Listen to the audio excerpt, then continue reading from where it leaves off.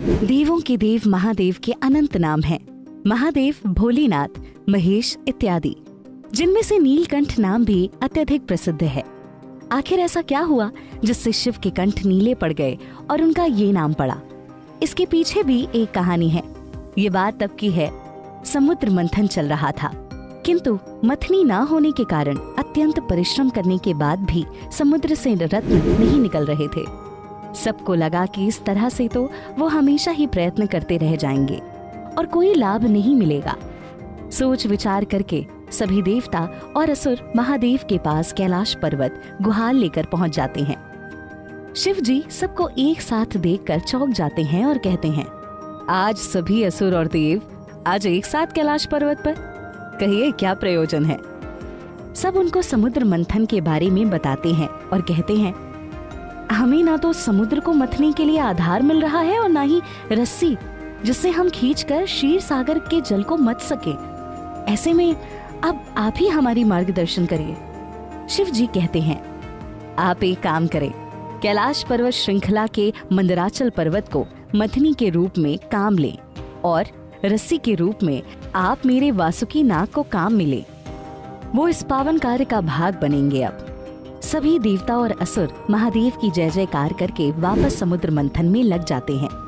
एक के बाद एक क्षीर सागर में से विभिन्न रत्न निकलते हैं, किंतु सबसे पहले उनमें से कालकूट विष रत्न ही निकलता है, जिसके कारण सभी लोग अशुद्ध होकर गिरने लगते।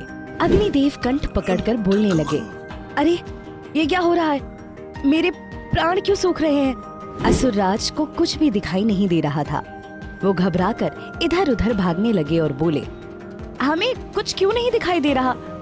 मुझे बचाओ, कोई तो रोको इस विष के प्रभाव को। इस तरह से एक एक करके असुर और देव नीचे गिरने लगे।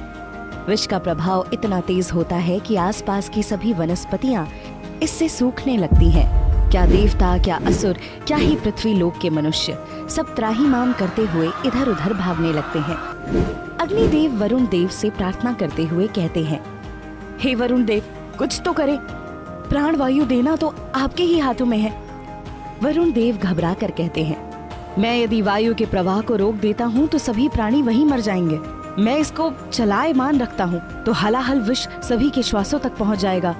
विचित्र दुविधा है। सभी देवगण और असुर ब्रह्मदेव से इसकी चर्चा करते हैं। ब्रह्मा जी सबको महादेव से मिलने की बात कहते हैं। वो कहते हैं, इस समस्या से मात्र महादेव बाहर निकाल सकते हैं। अब अतिशीघ्र इन्हें इसके लिए सूचित करें, अन्यथा अधिक हानि होगी। आप अतिशीघ्र महादेव का आह्वान करें। सभी देवगण और असुर महादेव की स्तुति करने लगते हैं। महादेव अपने नेत्र खोल देते हैं और सबको आश्वस्त करते हैं। और उसके बाद शिव जी ने संपूर्ण विष को अपने शंख में भर लिया और घट घट विष को पीने लगे। माता पार्वती ये देखकर व्याकुल हो जाती हैं। पार्वती को शिव जी की चिंता होने लगती है। उनको लगता है कि कहीं स्वामी अधिक हानि न कर ले, इसलिए उनके विष को इनके कंठों तक ही रोकना होगा, अन्यथा वो इनके संपूर्ण शरीर में प्रसारित हो जाएगा। ये सोचते हुए माता पार्वती ने उनके कंठों के समीप अपने हाथ को रख दिया, जिससे विष नीचे ना प्रवाहित हो सके, और इस तरह से सारा विष उनके कंठों तक ही रुक गया। पार्वती जी शिव जी से कहती हैं, स्वामी, आपके कंठ विष के प्रभाव के कारण नीले हो गए हैं। शिव जी ये सुनकर मुस्कुराने लगते हैं और इस प्रकार से महादेव के कंठ नीले पड़ गए, और इन्हीं नीले कंठों के कारण महादेव का एक और नाम नीलकंठ पड़ा, जो कालांतर में अत्यधिक प्रचलित हो गया। कहते हैं, वासुकी नाग ने भी भगवान शिव के साथ विषपान किया था, जिसके कारण वो भगवान शिव को अत्यंत प्रिय हो गए। शिव ने स्वयं उनसे कहा, वासुकी, तुम मुझे अत्यंत प्रिय हो। आज से जहाँ भी नागों की पूजा होगी, वो पूजा स्वतः ही महादेव की पूजा कहलाएगी। मेरे हर शिवलिंग के साथ तुम्हारा स्थान भी सुनिश्चित होगा। युगों युगों तक जब जब शिव का नाम लिया जाएगा, वहाँ वासुकी नाग का स्मरण अवश्य होगा। वासुकी के अलावा भी कुछ अन्य प्राणियों और वनस्पतियों ने भी इस विष का पान किया था। जब शिव विष पान कर रहे थे तो कुछ बूंदें धरा पर गिरी थी, जिसे अनेकों प्राणियों और वनस्पतियों ने शिव के साथ ग्रहण कर लिया था। सांप ने कहा, भोलेनाथ, मैं भी आपके साथ विष रूपी प्रसाद को स्वीकार कर रहा हूँ। आप मेरा भी कल्याण करें। वहीं बिच्छू बोले, महादेव, मैं आपका परम भक्त हूँ, मुझे शक्ति दें कि मैं आप ही की भांति विष की बूंदों को पी सकूं। इस विष के कारण ही सांप, बिच्छू, अनेकों पेड़ पौधे, फल विषैले हो गए। शिव पूजा में शिवलिंग में ये सभी वनस्पतियां इसी कारण से चढ़ाई जाती हैं। ये सभी शिव को अत्यंत प्रिय हैं। एक और कथानक भी प्रचलित है। विष्णु पुराण के अनुसार कहा जाता है कि शिव के कंठों के नीचे विष को जाने से भगवान विष्णु ने रोका था। उसके अनुसार ये माना जाता है कि भगवान शिव ने विषपान करते समय विष्णु भगवान का स्मरण किया था। शिव, हे विष्णु, आप तो सभी के संकट हर लेते हैं। मैं संपूर्ण चराचर के कल्याण के लिए इस हलाहल विष का पान कर रहा हूँ। होनी अनहोनी देखना अब आप ही के हाथों में है।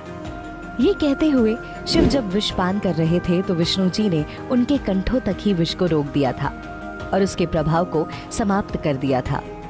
विष्णु देव ने कहा, हे देवों के देव महादेव, आपने जगत के कल्याण के लिए इस हलाहल विष को पिया।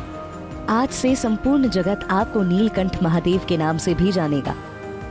उत्तराखंड के ऋषिकेश में नीलकंठ महादेव का मंदिर भी है, जहां श्रावण मास में लोग कावड़ भरकर जल चढ़ाने भी जाते हैं। माना जाता है कि विष के प्रभाव को कम करने के लिए ही शिव के ऊपर जल चढ़ाया जाता है। श्रावण मास की स्थापना भी इन्हीं कारणों से हुई।